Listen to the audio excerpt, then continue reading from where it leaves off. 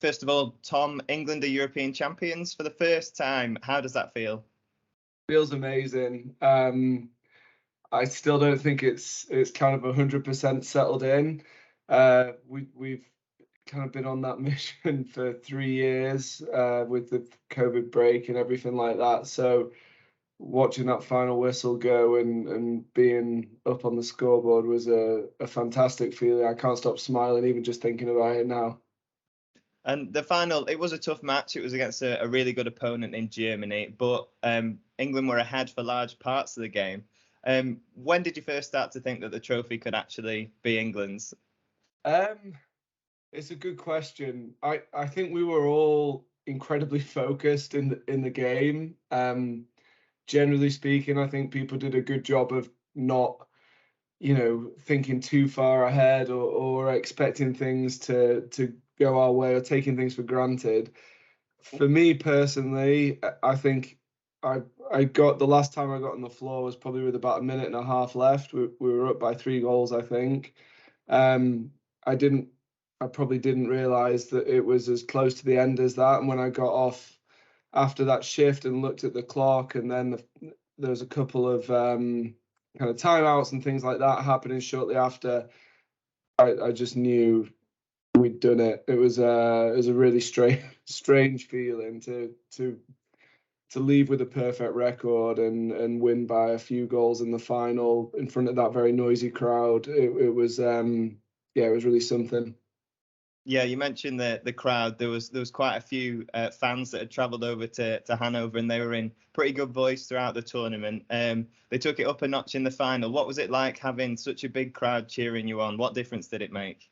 I think the first thing to say is our fans were amazing. So, you mentioned the people who came out. I think for the Czech Republic game, it felt for us like a home match, which is quite something really, considering we're at a European tournament. It's probably much easier to get to that venue from the Czech Republic than it is to get there from the UK. So our travelling fans were amazing and really loud.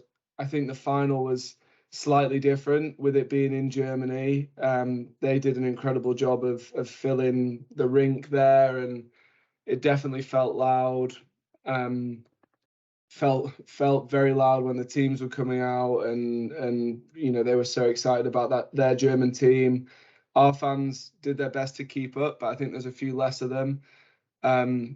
It was a great feeling, when that noise kind of dispersed and we put a few goals away and we could kind of settle in at that point. So yeah, the crowd made a huge difference, and I think with it being a smaller rink as well, the atmosphere was it felt like there was probably far more people in there than there really were. Yeah, and head coach Walt Christiansen, he was quite emotional after the semi-final win over the Czech Republic, and again after the final. What do you think it means to him to win a first major trophy for England? I think a huge amount. Walt came on board. We talked about it earlier in 2017, and we underachieved in that tournament. He was kind of new at the point where we got to the tournament, so he didn't have the chance to kind of pick his team or spend time coaching the boys as much as he would normally have liked. This time around, he's had the opportunity to kind of do it his way and bring domestic players and domestic coaches along on that journey with him. I spoke to Walt the next day after the final, and he kind of said to me there's a moment where he was watching us play out on the floor, play defense out on the floor, and he just had total confidence in the 5 English homegrown guys that were out there, and that's something which is really special and has really changed in the time that he's been in charge. So yeah, I think it means an awful lot. You'll have to ask him what it means as well, because I'm sure he'll have a few stories about what a trip it was. Now, the tournament, it was only a week long, which is quite short, I guess, for a tournament. And you played 6 games in that time. Just wondering how it was playing so many games in such a short space of time with not much break in between. It's intense, for sure. to be honest with you, though, no matter the length of the tournament, that's kind of the nature of international lacrosse at the moment. I like playing as many games as possible. I like having the team together for as long as possible. You've got to balance that with obviously work commitments and family commitments and stuff. But it comes thick and fast. And I think we played one, had a rest day, and then played 4 back to back. And that just block of 4 kind of just, you click your fingers and it's gone. It goes so quickly. We were really lucky to have a great support staff with us. So whether that's logistically being looked after by Rob Gooch and Ben Stowe, or particularly from a physio perspective, Marissa and Joel, who looked after us, did a really good job of just keeping everybody moving as much as possible and physically prepared. So it comes thick and fast. It's definitely hard work. We had a couple of reasonably meaningful injuries. Someone played with a dislocated finger for the entire duration. A couple of other things as well. So you definitely feel it, but you know, we had the support staff to get us through, and everybody else, you know, will have been feeling it just the same as us. Yeah, and you've been in the England Box program sort of almost since it first started. What does this win mean for box lacrosse in England as a whole? Yeah, so I came on board in 2015, so I think they played a couple of championships before that, but probably a different feeling to the program in those days when it was just getting going. And I've definitely had the opportunity to see it really grow, the domestic side of the game, and all these volunteers come on board and do great things. So I've definitely seen a lot of change.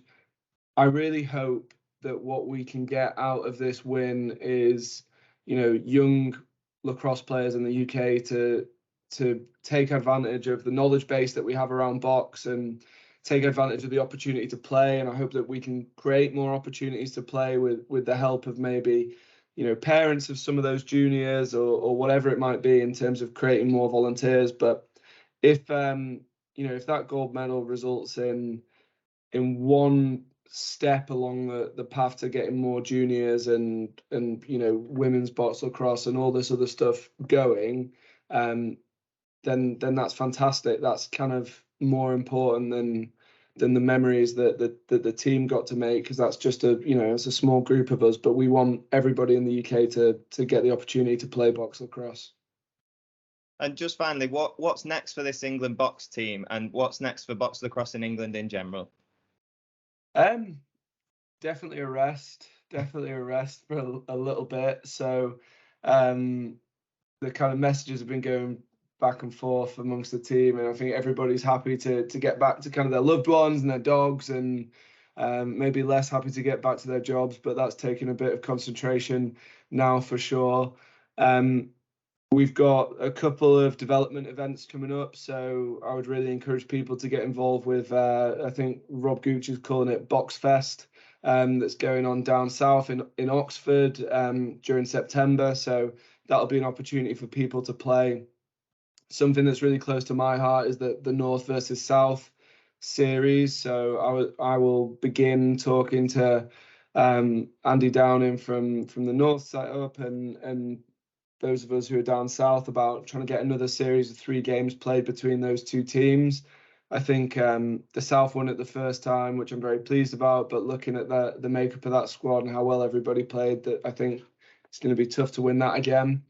I would expect us to hopefully get league fixtures played in the next 12 months. So, you know, if you're interested, if you liked watching the tournament and you're interested in trying, you know, reach out to Andy Downing, Northern Box Lacrosse, reach out to the SBL guys or Rob Gooch or Sam Perry and find out when there's going to be an opportunity to play, because we're going to need more players if we're going to kick off a league, and it looks like that will happen in the 22-23 season, which is going to be huge for us, absolutely huge for us as a country.